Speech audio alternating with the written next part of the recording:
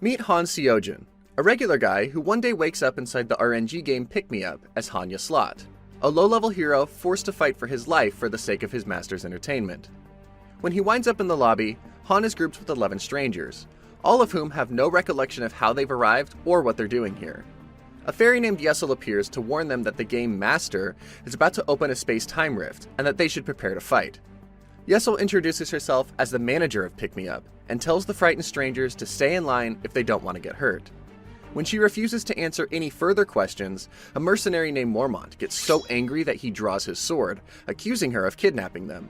Far from feeling threatened, Yahello tells him very calmly to stop before he gets himself killed. But Mormont seems determined to teach her a lesson, so he steps towards her with his sword raised, but before he can take the first swing, his head is sliced clean off. Things just got really metal, really fast. An announcement is made claiming that Mormont has returned to the embrace of goodness, and that his cause of death was suicide from stress. Now, I'm not an expert, but I don't believe decapitation is a common symptom of stress. The other kidnapped souls begin to freak out, as any normal person would after seeing a head roll around on the floor. Yahello uses their terror as an opportunity to reinforce her authority, and warn them that anyone who tries to lay a finger on her will wind up dead. All they have to do is listen to her orders, fight, and win. The space-time rift is opened, and several names are called to form a party who are shoved through the pixelated space-time rift. Han, who is waiting in the next group to be sent, requests that they be given some weapons. Since the parties mostly consist of farmers, woodworkers, and shopkeepers, they don't stand a chance in any kind of fight without some help. He seems to be the only one who knows what's going on, at least enough to understand that Mormont was a valuable addition to their team, and that they now look more like a suicide squad than a combat unit. Yahello passes his request on to their master, who accepts, equipping the nearby armory with some basic weaponry. The others ask how Han knows so much about what's ahead of them, but he won't explain, only telling them to gear up for the battle that awaits. As if things weren't mysterious enough already. With their weapons in hand, the terrified party members head towards the door.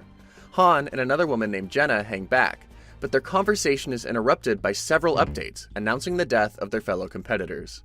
Party 1 is totally wiped out, so the very angry fairy Yahello demands the next set of fighters to step up. When they pass through the rift, the party find themselves on the battlefield known as Floor 1.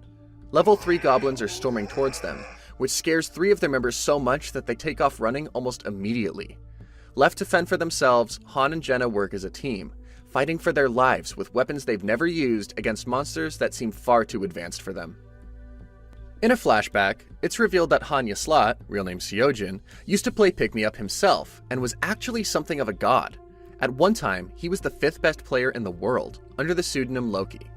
The goal of Pick Me Up is to fight to the top of a 100-level tower using a crew of heroes and clever strategies. Heroes are used to fight, and range from 1-star to 7-star, depending on their strengths and abilities. But no matter how hardcore a character, the rules remain the same. Once you're dead, you're dead. While playing a dungeon event, Han's party was totally wiped out by a level 999 monster that he assumed was some kind of glitch. The game should have ended, but suddenly, everything went black for Han, and he was sucked into the Pick Me Up, forced to play a tutorial as a character named Hanya Slot. Having never wielded a sword or encountered monsters, Han fought desperately, driven by adrenaline and pure terror to murder the goblins until he ranked up to 1 star. Upon completion, he entered the arena of Pick Me Up, where he was joined by a summoned hero who was added to their party. Han quickly realized that he was being controlled and thrown into these scenes by a master with the username Whatever. This master threw Han and the summoned knight Shay straight into a dungeon together. As a 4-star hero, Shay had no problem slashing through each monster, while Han scrambled just to stay alive. After his poor performance, Han was sent to be synthesized, a process whereby 2 heroes are combined to increase their stats. During synthesizing, one of the 2 heroes is guaranteed to be destroyed. Given the difference between Shay and Han's skill level in stars, he assumed the player above would have no reason to keep him, and that he was well and truly doomed. And yet somehow, he was chosen over Shay, and allowed to advance to the battlefield, where he and Jenna are now fighting for their lives against the Goblin Horde, and doing it without any backup, since their teammates are quickly snapped up and killed. Somehow, the pair manage to hold their own, even though Han loses an arm in the process. Since he knows the game, he's aware that it'll be healed when they return, but that doesn't make it any less painful in the moment. A few days pass after their first battle, and Han reaches a kind of acceptance with the harsh reality of the world of Pick Me Up. instead of panicking, he starts training, since he knows his life is dependent on him becoming a hero who's worth their master keeping around. If he wants any chance at survival, Han has to adapt, and fast. While slaying goblins is certainly new to Han, adversity is not. Without family to protect him, his younger years were full of struggle and hardship, and that has turned him into a born fighter. Looking at her stats, Han realizes his partner Jenna has potential. She's a one-star hero just like him, but she has room for growth, and clearly has the right mindset to move forward in the game. So, he decides to help her. Because his existence is jumbled up between the real world and the game, it seems Han is able to see other people's statistics, levels, and the game messages that the real world player is sent. He realizes this when he summons Yahello, and discovers the heads-up display visible to him. He asks the fairy what happens if the master quits the game, to which she responds that they just have to pray that won't happen. Super helpful as always, Yahello. Thanks. Han guesses that time flows differently in the game than on Earth, since his access allows him to see that their player hasn't logged on in an entire week. He also discovers that Yahello can't hurt other heroes unless they step out of line by attacking her or refusing to follow the player's orders. Han explains all of this to Jenna, telling her their only chance is to get to the top of the tower and hope to be released. By the time the master returns to the game, Han has worked hard enough to earn 2 skills through his training. Gearing up for Floor 2, the master summons 3 new heroes, named Aaron, Toby, and Yelsons, all of whom are 1 star. When they arrive, they're just as confused as Jenna and Han were, but they barely have any time to explain things to the newbies before the space-time rift is opened and they are sent off to battle again. Their new companions seem pretty useless. From the moment they step foot on Floor 2, all of their stats decrease due to the fear of wolves and goblins awaiting them. Initially, Jenna is also affected by the stat deduction, but Han calms her down by joking around and manages to get her courage back up enough to fight. A good thing, too, since their new enemies seem even more vicious and bloodthirsty than the last. Han makes quick work of the wolves, and Jenna's archery skills have improved enough that she managed to take out all the goblins. The 2 of them cleared the stage all by themselves, and even kept their useless team members alive. Once they return to the lobby, their master logs out, which leads Han to assume he has another 3 days to train before their next battle. Upon return, his stats also level up, proof that his previous training has been paying off. But as he watches his teammates devolve into panic, Han decides it's every man for themselves. He doesn't want him or Jenna to waste their time trying to bring everyone up to their level. The others will likely be synthesized soon anyway. The next day, the newbies are too busy looking for the exit to train, which leaves Jenna and Han to work ruthlessly to up their skills and weapons proficiencies. When the master next checks in, they make quick work of the 3rd floor, though this time it's Jenna who levels up and makes MVP for a change. Just like last time, the new members don't lift a finger, and as punishment for their disobedience, the master sends them back to the 1st floor to fight battle to battle all the way from the start. Han and Jenna are still the only ones doing any fighting, and so just as Han predicted, the master starts up synthesis the moment they return. That means some of these fools are going to take a hard L, but at least it'll make Han and Jenna stronger. The first up are Jenna and Yelsons, and as expected, Yelsons is erased and Jenna levels up. Next is Han and Toby, who goes a little crazy in his last few moments. Wouldn't it be funny if their master got rid of Han right now? That would be such a curveball. But that doesn't happen, and when Han emerges alone, the last member, Aaron, seems to finally comprehend the danger he's in and how lucky he is to be spared. The next day, Aaron arrives at the training camp and apologizes for being useless, asking the 2 heroes to take him under their wing and teach him how to survive. Han throws Aaron a spear and challenges him to a fight straight away. The poor new guy doesn't have a clue what he's doing and gets completely battered by Han, who tells him he won't make any allowances for weakness. If Aaron slows him down, he will be left behind. Han's treatment, though harsh, seems to work, and it scares and angers Aaron enough to light a spark in his eye that signals his determination. Looks like he won't be making the same mistakes again. After their training, Han goes off to talk to Yahello. Since he used to be Loki, one of Pick Me Up's best global players, he knows how to help their master advance and improve their prospects in battle. Realizing Yahello can send their master tips, he asks her to look up a popular post on the internet and suggest the combo to their master. Yahello asks how he knows so much about the game, and Han reveals that he used to be Loki, Master of Masters. Yahello thinks he's bluffing, so Han reels off his account number, something only Loki would have had access to. When the fairy looks it up and realizes he's telling the truth, she practically begs him for his autograph because she wants to join his fan cafe. Seems like Han was a seriously big deal out in the real world. As a superfan, Yahello is suddenly worried about the consequences of the real-life Loki being stuck inside the game. Like what will happen to his famous 13th-floor waiting room in Nilfheim? It's a popular spot with top-quality facilities and the capacity to host over 20,000 gamers, so obviously it would be missed by thousands of fans if Han didn't ever make it out of the game. In talking to Yahello, he gleams that the world he's trapped in is different to others, since all the heroes are real, living humans. He tries to ask her if they could return to Earth by completing the tower, but the fairy can't say for sure, or answer pretty much any of his questions. It leads Han to consider his own career in the game, and whether his careless decisions as a player have led to the deaths of real, breathing people without his knowledge. Sounds pretty heavy-duty for a mobile game. While their party are training, it becomes clear that Jenna is a very fast learner, and incredibly skilled with each weapon she picks up. Meanwhile, Eren is slow, and struggling to keep up. So, Han makes Yahello open up the warehouse in their waiting room, where they retrieve materials for the forge. As a half-master himself, Han is able to go into whichever locations he likes and utilize the equipment and facilities there, which turns out to be pretty handy. Once he passes the minigame, he makes himself a shiny new longsword. He goes on to use his skills to create new weapons for the whole party, which makes clearing the 4th floor a lot easier. Though it is still a challenge to fight with only 3 people, since their master didn't summon any other heroes upon logging back in. Eren does his best, but is still leagues behind Jenna and Han. So, Jenna gives him a smack and tells him to get his act together. In a place like this, every action is life or death. They have no time to cuddle their new ally.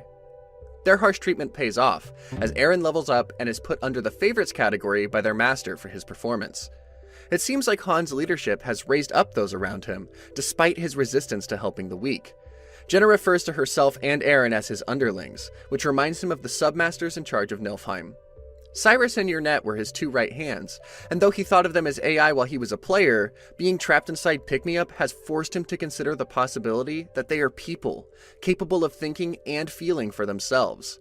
In fact, a guess like that doesn't seem far from the truth, when a brief scene at Nilfheim reveals these very underlings who are worried about their master's absence. Leaving Yrnet to take care of their base, Cyrus sets out on an investigation as to his whereabouts. It's all very mysterious, but it kinda seems like these 2 underlings might have guessed what's happened to their master Loki. Back in Han's current waiting room, all the facilities are being leveled up, which means the capacity for heroes to grow has increased as well. It seems like the master splurged a bit, and rewarded them for their dedication to training and skill on the battlefield. Han registers the master's logged hours and his occasional spending on extras like gems, and determines there's a good chance the real player is an office worker who is at least somewhat empathetic to his heroes. Which is all good news for the party, since a pay-to-win player will provide them more support than a student or a teenager. But while the heroes are basking in their new and improved waiting room, the master is getting ready to summon 10 whole new heroes. Luckily, none of them appear to be premium multi-starred heroes, which would threaten the existing party's chances for survival. But it's not all good news, since now they have 10 brand new and deeply confused randomers to bring up from the bottom. At least, they might have done it if Han hadn't shoved a sword in one guy's face and told them all he's not helping anyone who can't prove themselves. Luckily, they don't all have to be combatants. Yahello divvies the newbies up according to their jobs to get them working at the facilities right away. I guess this fairy is good for something after all. Those without specialties are forced to push their bodies to prove their worth, and as their master gets a hang of the game, he starts getting better at weeding out the weak heroes by sending them into the dungeons for testing. Those who don't adapt are as good as dead, and when the first party are nearly all wiped out, Eren decides to join the next group to give them a better chance of survival. At least one of these heroes has a heart. Meanwhile, Han and Jenna hang back. They seem so unbothered about the new people being sent to slaughter that they start complaining about the food. Since the master is logged on, he gets a little notification about their discontentment, so maybe their grumbling will get some results. When Eren returns, he is bloody and exhausted, but he has managed to keep his whole team alive. Unfortunately, it's potatoes again for dinner, and it seems like some of the newbies have exaggerated their skills to try and earn a spot. When Han discovers the cook lied about his abilities, he demotes him on the spot in front of everyone, and appoints a different girl to do their cooking from then on. It's times like this when it really seems like Han is the master instead of the player. He proves his authority even further by explaining the situation to the newbies, and telling them frankly that it'll be their job to teach the next batch. While he hasn't exactly been forthcoming with his help, at least now the new members will have a fighting chance to get themselves together and prove their worth. Although non-combatants have a higher chance of survival, they have just as much need to work hard, since anyone with more skill who comes along will be chosen to replace their spot. It seems like there's no rest in Pick-Me-Up, even for the chefs.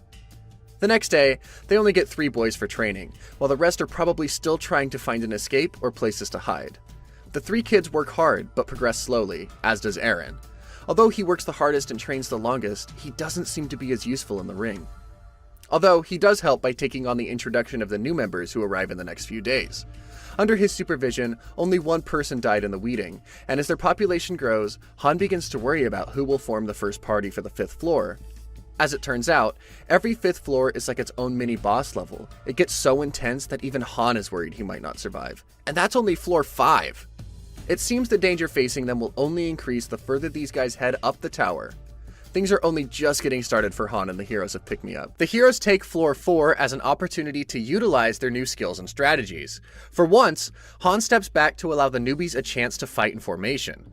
Although they're young and inexperienced, they find strength in numbers and perform well on the field, especially under Eren's leadership. Though he isn't an especially promising warrior himself, the new heroes look up to Eren, and their shield and spear combos make them useful in battle. Han is right to keep his distance, as the newbies clear the floor mostly by themselves. 2 of them even level up. When they return to the lobby, the kids are embraced by their friend Daika, the 3rd member of their trio. Everyone seems excited about their progress, but only Han knows what danger they are in now that floor 5 is looming. He's pretty sure even he might struggle to survive, so who knows what chance the others stand. Their master has been logging in more and more often, which has brought some important upgrades to the lobby, namely a blacksmith, a tanner, and an equipment workshop. Having carpenters and blacksmith turns out to be extremely useful, as they manage to distribute weapons across all the newly summoned heroes, giving them a far higher chance of surviving the training period. Any higher rank equipment they manage to produce is given to the main party, which is currently Han, Jenna, Eren, and a rotating set of the young guys who look up to him. After a few days of practicing, the long-awaited 5th floor arrives. Han warns his allies in the main party to expect this to be tougher than the levels they've conquered thus far, though he doesn't admit just how bad it's going to be. When they pass through the time rift, they arrive in the ruins of an abandoned town, a big change from the open fields they've been fighting on before now. The other big change is that they can't see any monsters, which throws off the newbies immediately. Trying to keep everyone calm and collected, Han orders the party to make their way to the city center and scout out the situation. As they pass empty streets, Han begins to worry that this floor will have a different objective. Up until now, they've always been tasked with subjugation, a simple battle to the death with a small but manageable group of enemies. But since there are neither monsters nor civilians in these deserted streets, it seems this quest will be different. Jenna gets a better look from up high, where she discovers not hundreds, but thousands of goblins gathering outside the city walls. 1,846 to be exact. And they're headed straight for the party. Eren and his boys start to panic, but Han reassures them that they don't have to kill every single one. Their objective is only to survive, so they just have to endure the goblins for half an hour from the point of first contact. Of course, it's much easier for terrified warriors to face 10 minutes than 30, so Han lies to his team and tells them they only have to hold out for 10 minutes to keep them from panicking. The buildings are blocked off, so they can't sit and hide. Han rallies the team and keeps them moving, trying to get them into a defendable position alleyway. Han knows that this kind of quest is almost impossible for a young hero team. When a survival mission appears on the lower floors, it is known as a hero grinder, with only a 9% chance of survival. But he has to ignore his own doubts if they want to survive. Han orders the party into an alley narrow enough to force the goblins to approach them one by one. It doesn't take long before one wandering goblin spots Han and their timer begins. As the monsters start flooding in, Han orders the team to make a wall with their corpses. It seems like a good tactic, if only they can stay alive long enough to manage it. And with so many thousands of goblins, who knows if they'll even make it halfway, let alone the whole half hour. Fighting off wave after wave is tiring, and requires Han to carefully reorder the team whenever he sees them start to flag. He takes on the bulk of the enemies himself, trying to kill as efficiently as possible, using the least stamina per hit that he can. He orders Jenna, who is proving herself a real asset, to help the younger heroes with support from the back. They have so many enemies to face that she has no choice but to gather her arrows immediately after she shoots them. Eren is starting to panic on his side, and is now doubting that the time limit is really 10 minutes, like Han told them it was. Then, suddenly, Zid misses a block and loses a hand. Now he's bleeding, which means his health will go down really fast. Not only is his life in danger, but having even one less hero means their chances of survival just plummeted like his health. And to make matters even worse, poor Zid is now frightened, which means all of his stats have decreased too. Things are really starting to look tight for this team now. Han starts screaming at him, reminding the young hero that he'll be healed as long as he gets back to the waiting room. He calls him a crybaby and some other words I don't think I can repeat on this channel. I guess he's trying to inspire him? It's a pretty aggressive way of going about it. Because of how badly they're outnumbered, Han has no choice but to call the injured Zid back to battle, and demands that he switch with Hansen, saying that they'll all die if he doesn't get his act together. It seems harsh to put it on a teenage boy, but the situation demands that they all fight to the time limit. They can't spare even seconds for someone to rest. Jenna makes a hasty bandage to halt Zid's bleeding, so the heroic young lad gets up and takes the place of Hansen, whose sword seems to have swung its last. Han, still eliminating goblins left and right, yells at Hansen to use his shield to fight instead. At the 3-minute mark, Han is switching his teammates around almost every 10 seconds to keep them fighting in short, sharp bursts to preserve their energy. Jenna is running out of arrows, which spells trouble for everyone. Without their artillery support, Zid misses an enemy approaching, and when he's distracted for just a moment, he earns a blade to the belly for his mistake. Jenna finishes off the goblin responsible just a moment too late, and comes forward to find their youngest member collapsed and on the brink of death. The fate of the entire party now hangs in the balance of Zid's rapidly depleting life. Jenna starts to freak out, wondering if she should pull the sword from his wound or if that would only make it worse. Meanwhile, Hansen hasn't noticed his comrade has fallen, and begs him to switch in to give him a break from battering and defending with nothing but a shield. Luckily, Han is there just in time to take over for Hansen, and orders him to a different passageway so that he can take on the worst of the mob himself. He doesn't tell Hansen the truth about Zid's condition, because that would only make things worse. So when Zid succumbs to death only seconds later, Hansen has no idea that his friend has just died on the ground beside them. Yikes. Han forces Jenna to stop thinking about the death, and commands her to keep helping them fight. With only minutes to go, every second is critical, and the adrenaline and fear of the final push is making them gain skills just as quickly as they lose lives. And there is a risk of losing more lives. Probably due to his exhaustion, it's Hansen who next gets hit, and now that he's bleeding, he is also frightened, and stops fighting to beg their leader Han to save him. The entire might of the goblin horde is upon him, while the kid just screams for his life. But Han knows how to play this game, and he knows what it takes to survive, so he doesn't blink an eye, summoning both Jenna and Eren to his side instead of saving their wounded newbie. In the time it takes them to regroup, Hansen is gone, and with him goes the strategic advantage of the alleyway. Without enough people to defend the entrances, the remaining trio have to keep moving. They approach a dead end, where Han orders Jenna to climb up and help the rest of the team get to high ground. Just as she's making the ascent, the goblins find them again, leaving Han and Eren to do the best they can to fend them off. Once Jenna is up, she helps Han to the balcony no problem, but Eren takes a deep wound to his leg while trying to climb up, so Han is forced to jump down again and kill the goblin responsible. Only he doesn't stop there. In a horrific but necessary move, Han slices Eren's leg clean off. While they didn't have time to pull out the weapon, his choice puts Eren in critical condition. I sure hope their valiant leader knows what he's doing. Now cornered on the balcony, there's nowhere else to run. Han and Jenna are left to stab and kick at the goblins attempting to climb up at them. It almost looks like they'll make it, but at the 30-second mark, disaster strikes again, when Han is stabbed deep in his side. So deep that the goblin responsible manages to tear out half his insides with it. Jenna is hit next, and now every member of the party is bleeding and in critical state. As the goblins gather from all sides, Han finally slumps to his knees, contemplating his death. He is angry with himself for losing teammates, angry for only making it to the 5th floor, when as a player himself, he was a master at the game. In a miraculous final moment of heroism, Han uses his anger to give the goblins one last fight. Han Seojin, Loki, famous master of masters, cannot die on the 5th floor. He will not die in a place like this.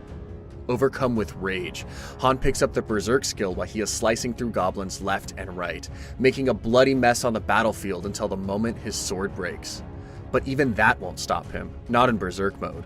Han rushes forward with nothing but his fists and a broken sword, ready to take on every enemy in the world if he has to. And just at that moment, the timer stops. And it couldn't have come at a better time. A goblin's claws are inches from his face, the monster's only seconds away from taking the whole party. When the heroes return to the lobby, they level up and have their wounds immediately healed. But the exhaustion and trauma of the battles they faced weighs heavy, Jenna starts hysterically laughing as her legs collapse beneath her. Jenna asks if it will always be that hard in the future, but Han tells her that level is unique and designed to make it almost impossible to survive if even one of them dies. But not these guys. They've beaten the odds, no matter the cost. Yet, the reminder of that cost and the price they paid hits hard when Daika comes running over, congratulating them on their victory and asking about his friends Zid and Hansen. Han tells him the truth, fast and plainly. The kid just stands there, shocked, as the exhausted remnants of their party limp off to their quarters to rest. Once Han is alone, he reminds himself that death is going to become more and more frequent as they climb the tower. There is no room for sentiment in a game like Pick Me Up. Collapsing on his bed, he starts to wonder how it's possible that he's now acquired both the composure and berserk skills, which have the opposite functions of allowing him to hold onto and temporarily let go of his sanity respectively. It's likely related to his dual nature as both a master and a hero, which both help and hinder him throughout his experience. After a well-earned rest, Han returns to the training ring the next day to find Jenna already up and practicing. He asks what made her start so early, and she only yells back that she doesn't want to die. I guess after the horror they experienced yesterday, every second is valuable. Jenna also gained a lot of skills in their final few minutes on floor 5. Add to the fact that she has talent and puts in effort, and it seems like she might be more than an equal to Han at this stage. Eren, on the other hand, didn't gain a single skill. It can't have been easy watching his 2 trainees die on the battlefield, but that has to be a bad sign. Honestly, I get more and more worried about this guy with every chapter. While Eren is struggling to advance, Han is nearly ready to move up to 2 stars, since he's about to reach the maximum level for a 1-star hero. While he's working out as usual, Jenna has a moment of weakness and comes over to feel his abs. Han, as usual, ruins the moment and gives her a sharp hit over the head, wondering how anyone can act normal and joke around after everything they endured the day before. Meanwhile, the other summoned heroes are being just as useless as usual. They only do the bare minimum of training, putting in just enough effort to avoid being synthesized but not enough to actually improve. Eren turns up late to training, burdened by the guilt of his trainees' deaths. But before he can start spiraling, Han tells him that the only reason Hansen and Zid died is because they were weak. All he can do is get stronger. When the Master logs back in, he creates a whole new party. Jenna and Han are together as usual, but with 3 new members they've never met before, and who seem like they're only going to weigh them down. Instead of a floor, they enter a daily dungeon, on a super easy level, where all they really have to do is acquire some materials. Han and Jenna leave the newbies to collect raw materials while they go hunting, since they've just about got sick of eating only potatoes. While Jenna is tracking down deer, Han goes after a different objective, seeking out the Queen of the Forest, a rare monster that only appears in forest dungeons. Han doesn't waste a moment, leaping into the fray to kill the surrounding deer before standing face to face with the Queen herself, who looks pretty mad that he just killed all her boyfriends. But the monster is still no challenge for Han, who returns to the party holding her head and a sword full of blood. Metal as hell. He gives the head to Jenna for her to cheerfully stab away at the skull, carving out the precious horn, which is the bit they really need. The attribute stone they gain from the Queen's death is low grade, but it will help them to advance heroes and craft better items. When they arrive back at the waiting room, they're welcomed as heroes, for a whole different reason, for bringing meat to camp. But moody Han doesn't allow himself to sit down and feast like everybody else. Instead, he takes Jenna away from the fun, and enters them into another daily dungeon known as Sinmarel Plateau. I respect the grind, but can these 2 sit down for 1 meal? Han is after more attribute stones, so they seek out the magical beast of the plateau, a giant wolf, which is easy for 2 heroes of their skill level. In dungeons like these, Jenna seems to be in her element, remembering her days as a hunter-gatherer living in a remote forest in the real world. She makes a comment, saying that she wished the Master would never come, which gets Han thinking. Maybe his underlings at Niflheim felt the same way. Maybe he wasn't the beloved Master of Masters to them, but just some tyrant dictator who forced them to do his bidding. A few days later, a party is put together for floor 6, this time with Han, Jenna, Eren, and the last member of the trio, Daika.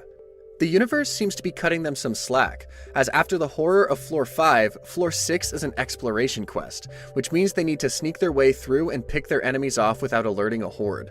It's a challenge in itself, but at least it's not an all-out bloodbath, not if they do it right anyway. They make pretty light work of the first goblins they find, and with the first stage cleared, Han races off to get a glimpse of the enemies waiting for them up ahead. The floor is finished, but Han got them a hint for the next exploration quest. But before he can analyze anything he saw, Chloe the cook comes running up to Han, warning him of strangers who arrived carrying weapons and acting odd. That's when he gets the notification that high-rank heroes have been summoned, a group known as the Pulverizing Wolves Mercenaries, who are more powerful because they already have a bond together. Yahello reveals that the Master used money to get them, and although he's probably wary of how this impacts his own chances of survival, Han tells everyone to act normal. Jenna, the queen of acting normal, even in the most inappropriate situations, runs right up to one of them and introduces herself. The female hero, Edith Callan, is a 3-star thief class with low skills but a lot of promising stats. Han pulls Edith aside for a chat and asks how much she knows about the world they're in. It turns out, being a 3-star hero means she starts with more knowledge than the rest of them. Before they can talk anymore, she and her party are called out to the yard by Yahello. The other mercenaries look vicious, and the weaker summoned heroes quickly flock to Han for protection and reassurance. But they should know by now, that's not exactly Han's brand. He scolds them for not working harder during training, and tells them to get lost or get tougher. Practically his motto at this point. But it remains to be seen how this new party of pulverizing wolves will threaten the fragile system Han has worked so hard to put in place, or maybe even threaten his life. Han coldly dismisses the weaker heroes, who asked him to make them strong after seeing the pulverizing wolves and realizing they might be up for synthesis. Eren clearly feels guilty that the stronger members aren't helping to train the others up to their standard, but as Han reminds him, they were slacking off and sleeping during every one of their battles, while Eren was fighting for his life and nearly bleeding out on floor 5. The pulverizing wolves return from their first battle as a party, without a single scratch on them. They're even bragging about how easy their first floor was, and how the goblins are barely worth fighting at all. Looks like proving their worth is going to get a lot harder with these guys around. Avant, who is appointed the leader of the mercenary crew, makes a point of addressing himself to Han, asking for an introduction. After initially telling him that's none of his business, he responds that his name is Hanya Slot, and that he used to be a farmer. This takes Avant by surprise, because I mean, look at the guy. He doesn't exactly look like he should be tending to chickens and sheep. But Avant turns their conversation to the other members of their lobby, keeping his cards very close to his chest. Han gets a sudden notification that the Master has started 10 rounds of summons, which seems pretty out of the blue, until another announcement claims that it's time to synthesize. Obviously, this is pretty bad news for the less trained heroes, and even worse news for the poor newbies who have just been summoned. Yahello sends a group of them straight to the synthesis center before they even have a chance to introduce themselves. The terrified newbies are reluctant to go, so Jaken, a beast of a man from the mercenary party, starts grabbing people left and right and dragging them in by force.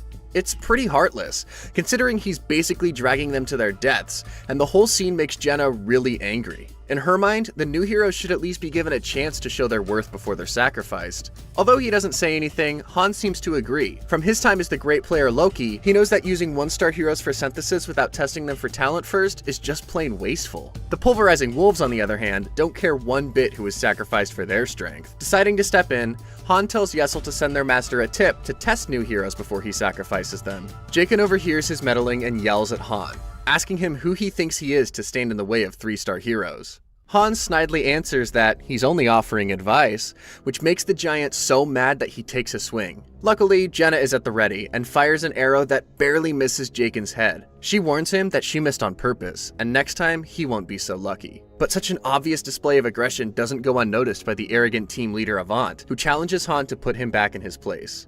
Han fires back that the mercenaries are nothing more than trash, and boy does that get their attention. Yahello tries to interject, but clearly Han isn't done winding them up. He challenges Avant, calling him out as thieves who were lying about their mercenary background. Han tells Yahello these kinds of heroes will only get their way, and that no high rank is worth a nasty personality. They will only cause chaos to the waiting room's order and efficiency, and therefore they need to be taken care of. Yikes, Han. Is it really such a good idea to say that about the guys with the great big swords? Despite the difference in level and combat experience, Han has never been one to back down from a challenge. He officially requests a duel with Avant, a type of fight used to resolve conflicts between heroes that allows for special conditions. Avant calls him crazy, but Han has an even crazier idea. He offers himself up for synthesis if Avant wins, on the condition that if Han beats him, it will be Avant who gets synthesized. With such high stakes, there's no way Avant can turn it down. He agrees to the duel and prepares to fight. But the final decision is up to the Master, who isn't willing to sacrifice his 2 best heroes. Initially, he refuses the deal, until Han expresses his confidence and tells Jenna to take the other newbies inside, because it's about to get nasty out here. When the duel notification flashes again, the Master accepts, on the condition that the fight will only end when one of the players surrenders. And with heroes as stubborn as these two, who can say if they'll even give in before someone ends up dead? Avant strikes first, before Han has a chance to unsheath his weapon. Maybe he was right about these guys being no good thieves. Based on their stats, Avant seems far superior to Han, and should be able to take on someone at his skill level without much issue. But that would underestimate both Han's intelligence and his madness, because this hero doesn't wait more than 2 seconds before he enters Berserk mode.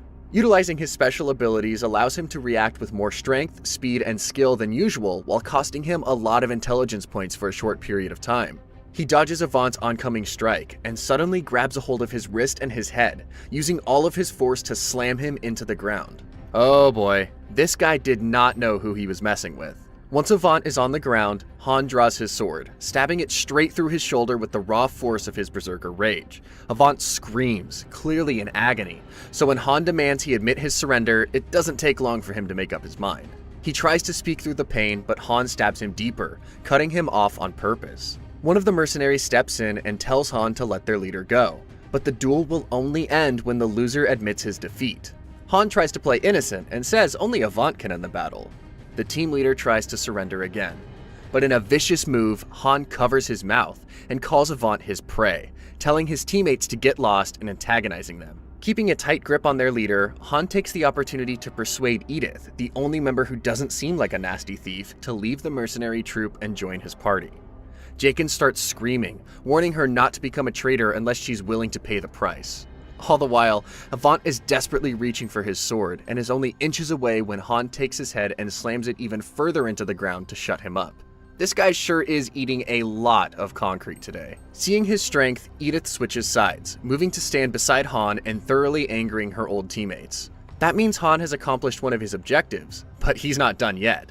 Clearly, he had more on his mind than a simple duel for synthesis, as he interrupts Avant begging for surrender a third time to insult him even further. This finally tips the mercenaries over the edge, who are so angry that they attempt to storm the battle. Yahello stops them, and when she gets in the way, the mercenaries try to take her on instead, leading them right where Han wants them. If you remember from the first part, anyone who tries to harm Yahello is shown no mercy. As the mercenaries rush towards her, they are brutally savaged, blood and guts and heads flying from their bodies. Before their bodies have even hit the ground, Avant says the magic words, finishing the duel and locking in the deal to become synthesized. Yahello reports that the Master is angrily tapping the screen, and honestly, I can't blame him. Han just got rid of 4 3-star heroes in the space of a single duel, and those are heroes that he paid for. Han doesn't fear their master and openly challenges him, looking up at the sky and asking him to do his worst. So he either just made an enemy of the person in charge of his life, or he just earned himself the respect and fear of everyone in Pick Me Up. Now that's how a real master plays the game. After synthesizing Avant and demolishing any potential enemies in the waiting room, Han should be on top of the world, especially since he's nearly able to become a 3-star himself. The other members of their waiting room are eternally grateful that he has eliminated the threat to their fragile peace, and saved the lives of the heroes who are about to be synthesized. When he returns to the halls of residence, they are all cheering for Han. Of course, Han isn't content with his victory, and takes the opportunity to teach them a lesson instead. He says what he did was for the sake of the new, untested heroes, not the people who have failed to prove themselves and refuse to train already. They seem confused, until Yahello starts calling names. The Master has decided to take from the pool of useless heroes and do some synthesizing, which means, if anything, Han has doomed them rather than saved them. One of the slackers starts yelling at Han that they did their utmost best. Han asks Eren and Daika if that looked like hard work to them, while they spent all day at the training ground sweating like crazy. He makes a show of it, moving on to Jenna to ask if any of them ever helped during her hunts, and when no one really defends the mob, they start protesting. Han throws a punch at one of them and tells them to quit squealing and get out of the town square like they were ordered. Clearly, these people keep forgetting that Han Seojin has absolutely no chill.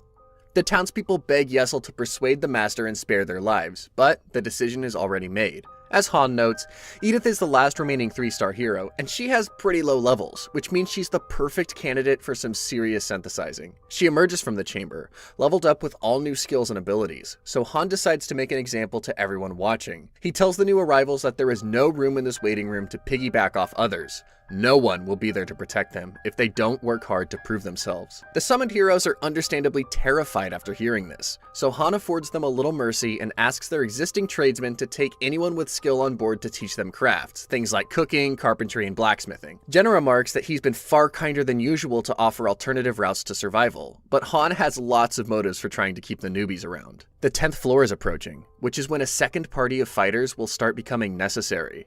Not only do they need to weed out the weak, but also train people up to support them, and make sure there is an efficient lobby running while they're away fighting. The next morning, Han arrives in the kitchen to find one of the newbies already proving her worth in the kitchen, baking some bread.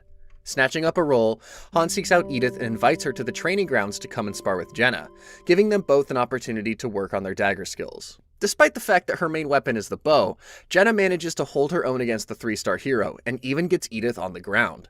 She's so shocked that she assumes Jenna and Han must have been mercenaries themselves, or from some famous martial arts clan.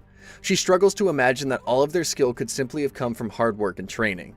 Han tells her that her rating means she has brilliant growth rates. It won't be long before she will have closed the gap between the older heroes simply by training and fighting with them. Since she's 2 stars above them, there's really no limit to what she could do if she really applies herself. While Jenna, Han, and Edith are having a heart-to-heart, Eren is running around the training ring like a madman, with sandbags and weights attached to him. There are some other new faces at training this morning, so clearly the mass synthesizing yesterday has scared a few more people into finally making an effort. Han walks over to a young guy named Roderick, who was previously the porter of a mercenary corps. It doesn't sound like a job that requires much skill, but Han is impressed with his form, and decides to take him on for a sparring match, eyeing him as a potential member of the 2 new parties he wants to build. That night, the Master throws the new arrivals into their first battle to test them, even those who had their eye on supporter roles. He also rejects Eren's offer to help guide the newbies, so clearly the player is out for blood after Han's challenge to his authority the other day. Still seeing himself as the boss of this game, Han gets together the most promising of the fighters to choose the first and second parties. Even though the final choice is down to their master, Han's suggestions are clearly valued, and so his opinion is important. He pulls out a cup with paper strips, deciding the parties with a draw. Edith asks why they're splitting themselves across 2 parties, to which Han responds that it would be too dangerous if all the strong people were in one group, in case they all get wiped and then it's game over for everyone. The 5th floor makes them realize that having even one weak member drags the whole team down, so it will be their responsibility to raise up the other people assigned to them to make sure there are no chinks in their armor. The further they move up the tower, the more important it will be to have quality backup options and plenty of heroes that they can draw on for special quests. They draw for spots, and things divide as expected. Jenna and Eren are with Han, and and Daika are with Edith. With their parties drawn and approved by the Master, they move into battle to test their teamwork, starting with Han's party on floor 7. It seems pretty doable, with a normal number of goblins and no nasty surprises except the weather, which isn't in their favor. Han immediately offers to kill them all by himself and tells his teammates to sit back and watch as he enters Berserk mode and kills every goblin except one. He leaves that one so they can explore the floor and decide what the objective is, in case another wave of monsters is brought down upon them. Despite the unique features of the rain and the nearby river, they find nothing of note in the floor and clear the stage without any surprises. When they return to the lobby, the Master is in the process of paying for extra game currency, which makes Han nervous. He sends Jenna to retrieve some papers from his room and sends for Edith while they prepare for not 1, but 2 new premium summonings. It looks like the peace never stays long in the lobby. They can only hope that no more nasty thieves like the pulverizing wolves show up. Once the summoning starts, 2 new characters arrive. And although they don't seem quite as vicious as the last guys, the 3-star heroes who appear certainly look like they know what they're doing. Or at least, Roderick does.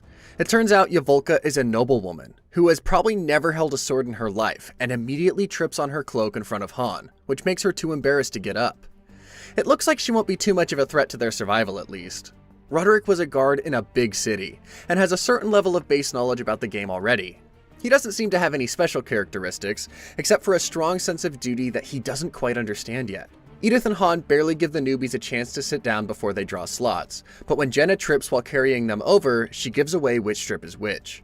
Han and Edith both have keen eyes, and notice that Yahello the noblewoman has some skill with fire magic, which makes her a more promising ally than they first expected. They both lunge for her strip and grab it at the same time, at which point Yahello introduces herself as a magician, giving her a chance to show off some of her fire magic skills. Edith and Han are even more impressed once she reveals her talents, and go head-to-head fighting for the chance to get her on their side. Magicians are especially rare in Pick Me Up, as they can only be acquired through paid summons. The chance of them even appearing at all is pretty low, so they are keen to take hold of the rare opportunity they've been given. The magician herself doesn't have a clue what's going on, but she does take offense at the two team leaders trading for her. Looks like Roderick isn't particularly happy about being treated like an object either. Jenna starts the draw again, this time hiding the color of the slips to make sure it's fair and square. Lucky as always, Han pulls Yahello's strip, which means Roderick goes to join Edith, Daika, and Ursher, which might be just as well, since they need a strong warrior class to bring those two boys up to their level. Hardly seconds after they've been placed on teams, Yahello is brought into the synthesis chamber, along with one of the useless townspeople, who Yahello has to drag kicking and screaming. Roderick is up next, and once both the new additions have been leveled up and more slackers are sacrificed, Yahello opens up the space-time rift to test the new arrivals and their parties. Roderick goes along pretty easy, but Han has to lay down the law with Yahello, who seems resistant to the idea that she should fight without question. He reveals that her life hangs in the balance of her performance as a mage, and that shuts her up pretty quick. Although the excitement of the new heroes brings new opportunities, Han and Edith have yet to see what they're capable of. And how will these new teams shake up?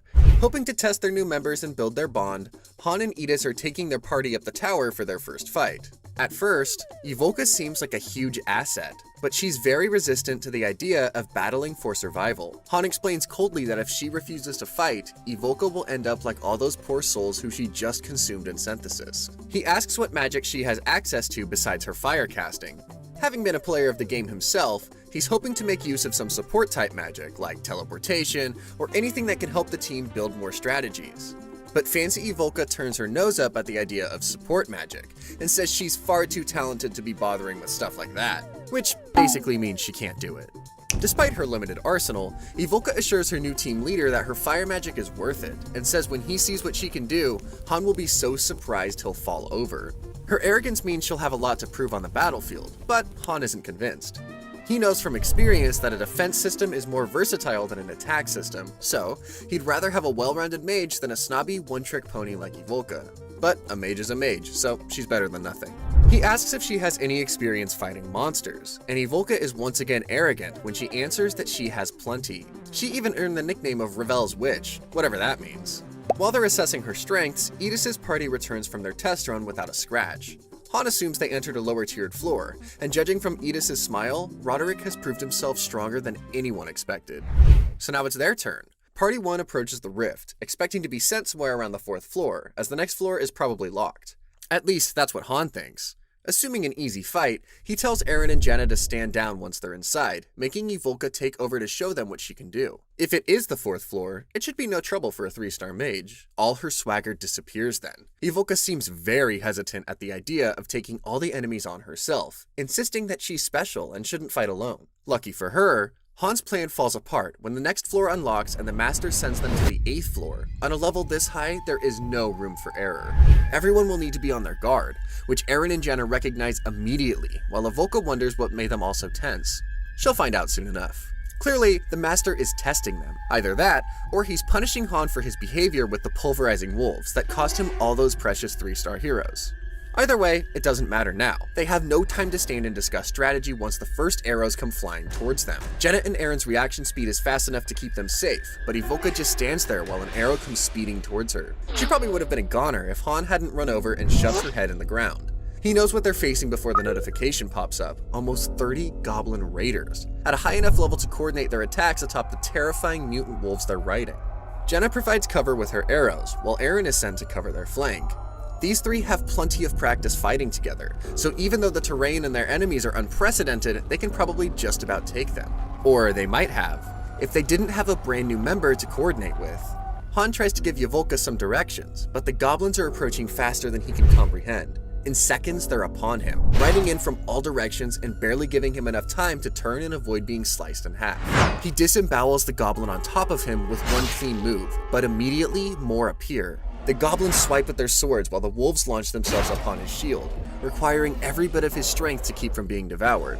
Looks like this won't be the gentle introduction he was hoping for. Han screams to Aaron from across the battlefield, moving him to their flank while he orders Yahello to cast. But the panicked mage needs time, at least a minute, before she can produce anything of value, which is probably just about the last thing Han wants to hear while he's up to his elbows in goblin raiders. While she starts casting, Han and the others are pouring their blood, sweat, and tears into every strike, and her magic does look pretty legit. There's only one teensy tiny issue. While she's casting, Yahello can't defend herself, attack, or even talk.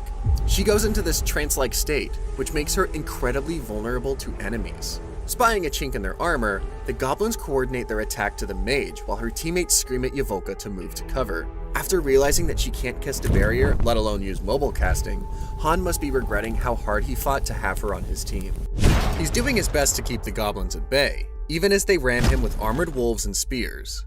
He takes out another one, slicing the head off the nearest one and doing the same to its wolf a moment later. But the other raiders are gathering around Yahello and getting perilously close. In fact, one goblin has his sword hardly an inch from her hair when Han appears, tackling her to the ground and disrupting her casting. As he carries her to safety, Yahello tries to explain that she was turning all that mana into fire, which would be great if she wasn't standing out in the open without a single protective measure in place. Too tense to argue, Han moves his team to a line of trees at the edge of the battlefield, and orders Yahello to get within the bounds of the forest so that they can block her from enemy reach. He tells her to start casting the moment she enters the forest, and to aim at the spot they were just at. The wolves are gathering behind them and she's being far too slow, so Han kicks Yahello past the tree line rather ungraciously, telling her she can't be treated nicely if she's dead. Well, he's not wrong. His teammates are asking him to retreat to the forest as well, but Han knows someone needs to make a stand so the goblins won't follow Yahello. So he does what Han Seojin does best and goes berserk, his teeth and hair lengthening as his fury builds. Entering the berserk state for the second time today will drain his stamina, but he doesn't have a choice. They need to buy more time, and they are severely outnumbered. The first raider approaches, firing an arrow that he deflects with his shield before ducking a blade that swings so close it could have shaved him. Once he's on the ground, he faces a barrage of arrows and another goblin with a spear. These enemies are far faster than the other monsters he's faced because of their wolves, and as they continue to collect around him, Han sees an opportunity lining up. Using his berserker rage, Han ricochets between the goblins, decapitating their wolves so that they can't use their mobility against him.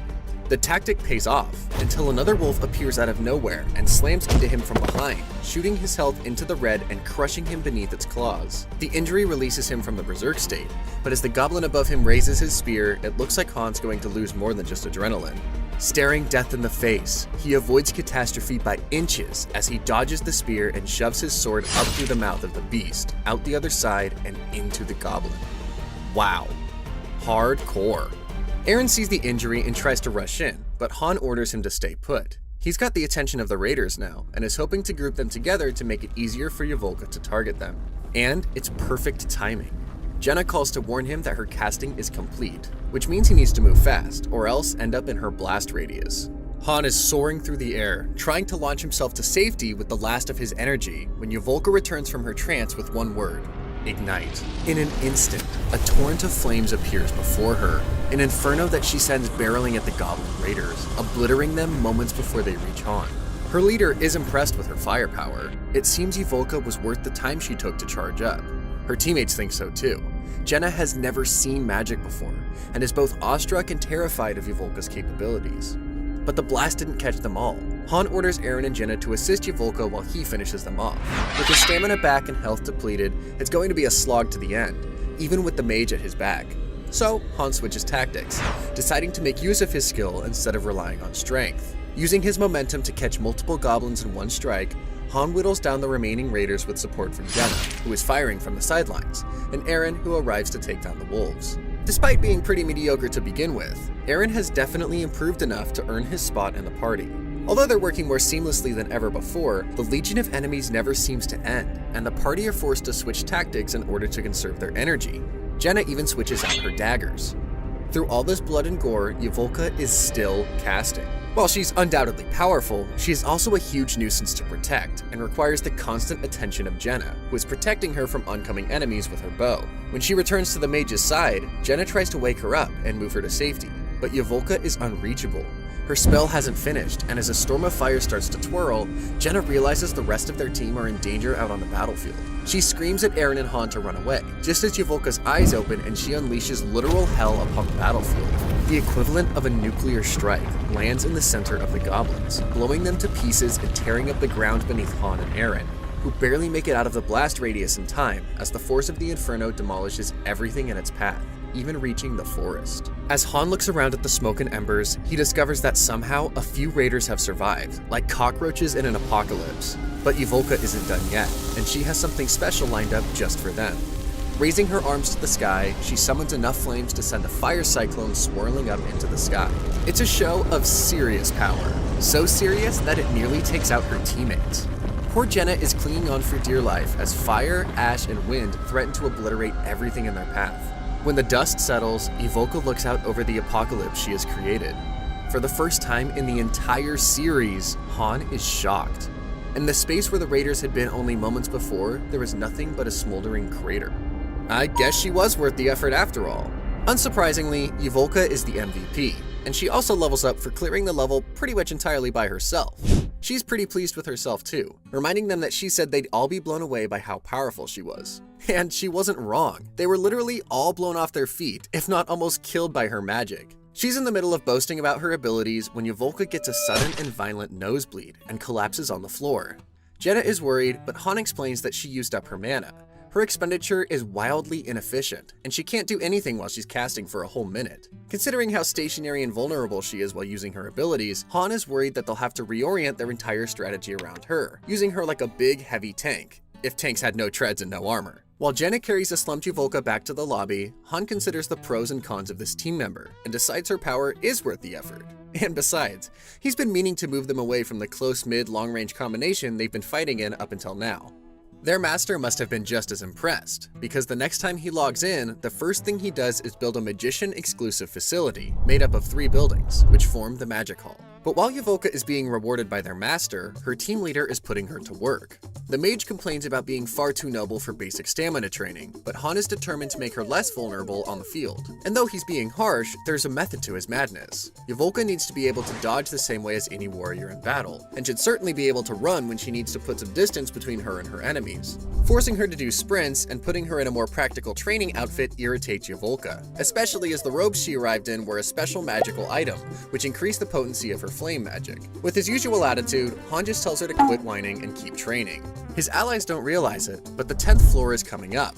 It's fortunate that they've recruited a magician, but the 2 lead parties are still young. They need all the help they can get if they want to survive floor 10. Normally, potion crafting would require specialists and high skill levels, but since Han has played the minigames 1,000 times, he can use his status as half player, half hero to beat the system. And, as luck would have it, the potion making minigame is a rhythm game. It's basically like playing Guitar Hero, so he passes it with ease and manages to leave with a few low-grade health and mana potions. The Master might get suspicious when he returns to find them magically appeared while he was logged out, but to Han, it's worth the risk, since they really might not survive the 10th floor without them. Later that night, he gathers Jenna and Aaron before a brazier of coals, and asks them to watch carefully as he plunges his hand atop the fire. Honestly, every time I think Han can't get any more hardcore, he does something even more metal. Jenna and Han watch in horror as he smiles like a maniac, forcing himself to resist the pain. He explains that having a fire mage on their team means they're going to be repeatedly exposed to fire, so they might as well get used to it. He counts to 10 before removing his hand, now scarred and scabbed. The wounds heal almost instantly since they're in the lobby, but the pain certainly feels real to Han. But if his teammates were horrified watching, they're going to be far more concerned with what he asks next. Han tells them that in order to gain the fire resistance skill, they will have to practice holding their hands on the burning coals so that they can learn to enjoy it. Maybe they would have refused such an insane request, but Han reminds them of the 5th floor, of how close they came to dying, and what happens when heroes become complacent. For Aaron, the memory of the 2 boys they lost that day is enough to shove his hand over the flames, but Han stops him. He tells Aaron to go somewhere private, since he doesn't have any interest in watching him scream in pain. Aaron might be set, but Jenna really doesn't seem too keen about it.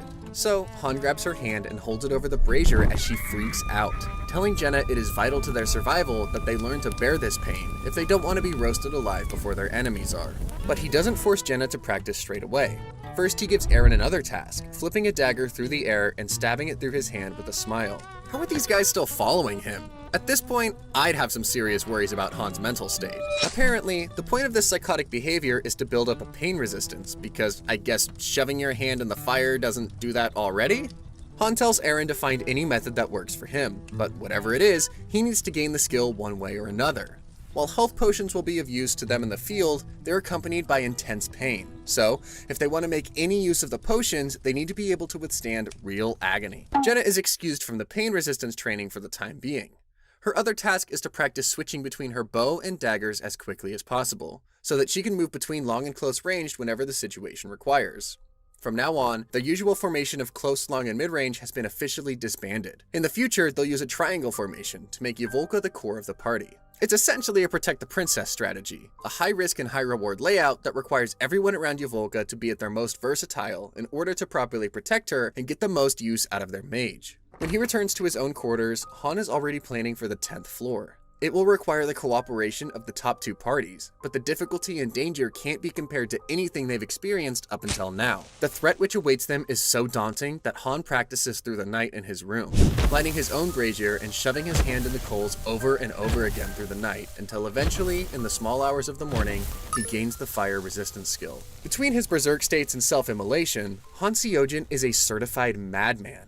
It seems to be paying off for now, but who knows what their chances will be on the terrifying 10th floor. Can they survive, or might that be the end for the great Master Loki? If you enjoyed this video, remember to like, comment, and subscribe to catch the next parts.